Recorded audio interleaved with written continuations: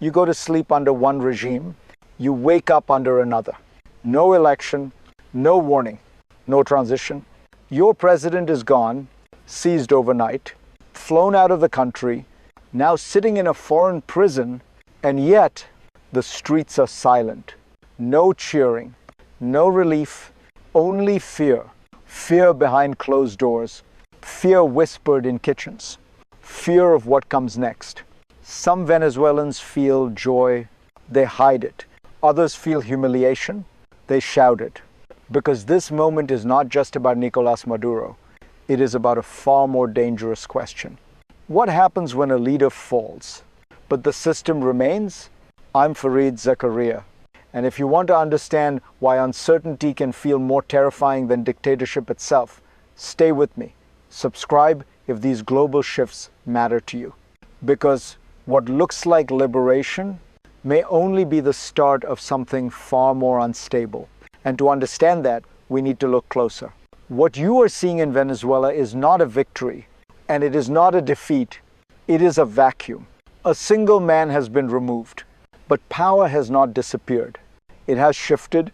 Maduro is gone, but his vice president remains. The police remain. The armed groups remain.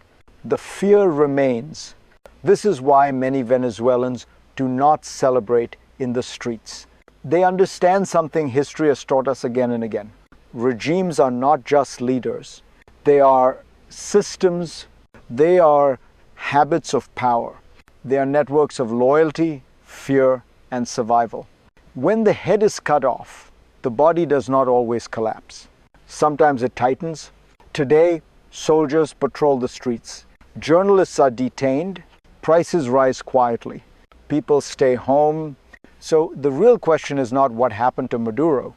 The real question is this: has anything actually changed? And to answer that, we have to go back.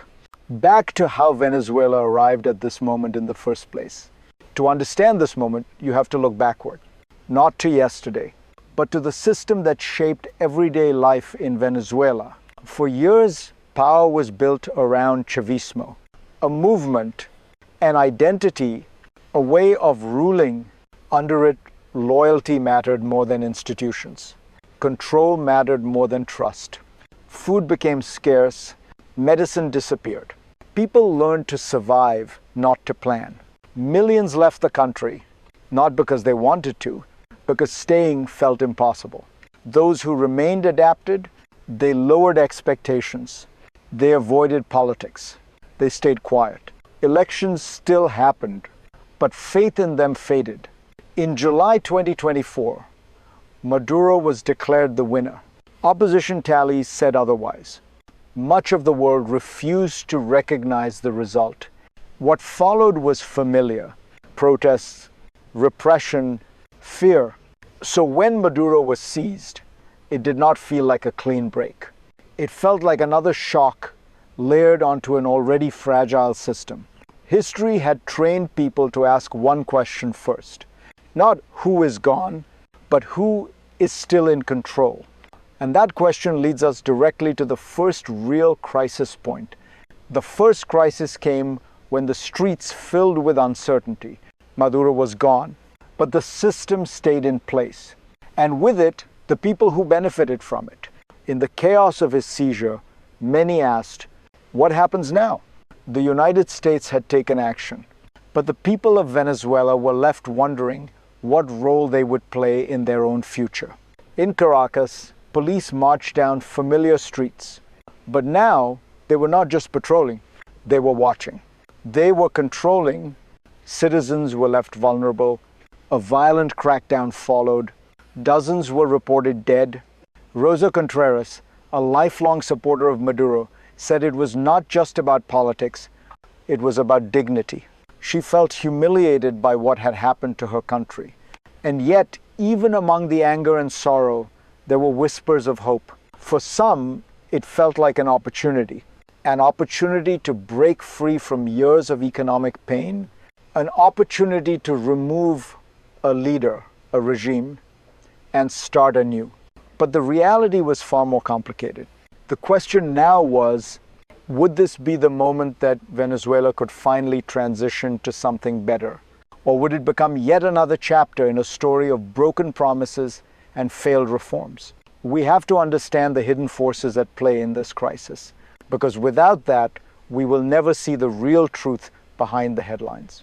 The hidden forces in this crisis are not just about power struggles, they are about fear, loyalty, and survival. In the days following Maduro's capture, the question on everyone's mind was, what will come next? The new interim leader, Delcy Rodriguez, had been Maduro's closest ally. She was not a symbol of change. She was a symbol of continuity. Despite the promises of a new beginning, the reality on the streets was different. The same military presence remained. The same political network stayed intact. For many, this felt like déjà vu. The same problems, the same faces, the same lack of solutions. But some were not ready to accept this. A few brave voices spoke out. Voices that had been silent for years, suffocated by fear, now dared to hope. Rosa Contreras, for example, joined a rally calling for Maduro's release. She was not just protesting against foreign intervention. She was protesting for the country she believed in, but her hope came with a deep, underlying fear. What if the forces still loyal to Maduro fought back? What if the violence escalated? This is the core of the Venezuelan dilemma. It's not just about one man's power. It's about the system that sustains him and whether the Venezuelan people can break free from it. But let's pause for a moment, because in the midst of all this, the reality for ordinary citizens remained the same.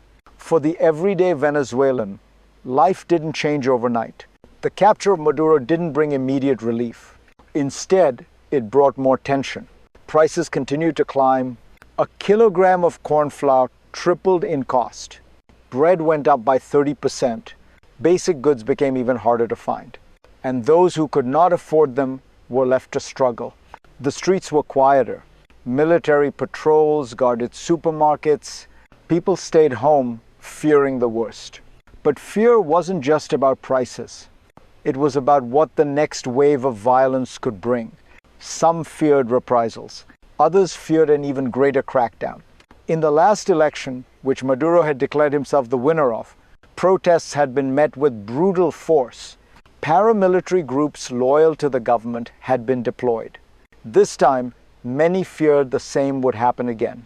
The masseuse from Maracaibo, who had long seen her country's struggles, said it simply: there's so much fear in the streets and in our homes. This fear was not just about the political elite. It was about the entire structure that had been built over the years. As long as that structure remained, it was hard to see a way forward. Even with Maduro gone, the system was still alive. What happens next may depend on whether the people of Venezuela are ready to confront that system. But there's one thing we know for sure. Change is never easy, and it's never clean.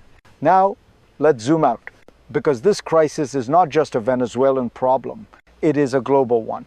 When the US intervened, it set off a chain reaction, a ripple effect that reached far beyond Caracas. In the geopolitical chessboard, Venezuela holds more than just oil. It holds strategic importance. It is a key player in a region of shifting alliances and interests. The removal of Maduro, while celebrated by some, has left others with deep concerns. Cuba, Russia, and China nations with significant investments in Venezuela are watching closely. Their response to this new reality will shape the future of the region. In many ways, Venezuela's fate is tied to broader power struggles. And what happens there will affect more than just its people. For the United States, this is more than just an operation against a dictator. It is about securing influence in Latin America. It's about sending a message to other regimes that may not align with its interests. For the people of Venezuela, the question is simpler. What does all this mean for them? What happens when global powers reshape your country's future? When foreign interests clash with local realities? And if these forces continue to collide, what will the consequences be for the people living on the ground? This is where we move from analysis to speculation. And to understand the future, we must consider three possible paths. Now, let's look ahead.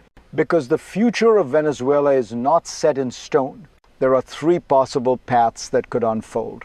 First, the best-case scenario, a peaceful transition. The people rise, united, demanding a better future. Delcy Rodriguez steps down. Elections are held. A new government, one that truly represents the will of the people, is born.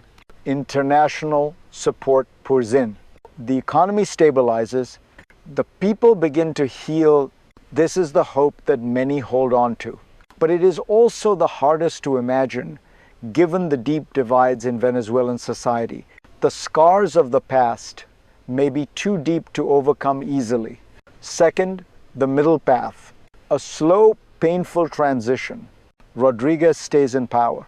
The military remains. The economy continues to struggle. But over time, reforms are implemented. The country limps towards stability, but it is not the fresh start that many had hoped for. Instead, it is a fragile peace held together by fear and cautious optimism. This path would be marked by incremental change, but it could take decades. The scars of the past would linger, and the country would remain vulnerable to external pressures. Third, the worst-case scenario, a descent into chaos. The opposition fractures. Maduro's loyalists fight back, resorting to violence. The military, fractured and divided, no longer controls the streets. Social unrest boils over. Protests become more violent. The economy collapses further. Mass migration increases as millions seek to escape the country. This path would not only destroy what little is left of Venezuela's social fabric, but also destabilize the region. It would leave the country in ruins, a cautionary tale of a nation that could not break free from its past. So, which path will Venezuela take? The future is unclear, but we can already see the forces at work. And that brings us to the final question. What role will you play in shaping this future? This brings us to the end of the analysis, but not to the end of the story. Venezuela is at a crossroads. What happens next will define its future for generations, and it will affect more than just its borders. The decisions made now will shape the lives of millions, both inside and outside the country. The world is watching, and the stakes are high. But there is a deeper lesson here, a lesson that stretches beyond politics, beyond borders, beyond Venezuela itself. It is about the struggle for dignity, the struggle to break free from systems that dehumanize, the struggle to create a better future, even when the road is unclear. What happens in Venezuela may seem distant to you, but in reality, it's a reminder that the fight for freedom, justice, and equality is a global one. And no matter how uncertain the future may seem, the only way forward is to keep pushing for change. If this story resonated with you, subscribe, share this message, because the fight for a better world doesn't stop here. It starts with you.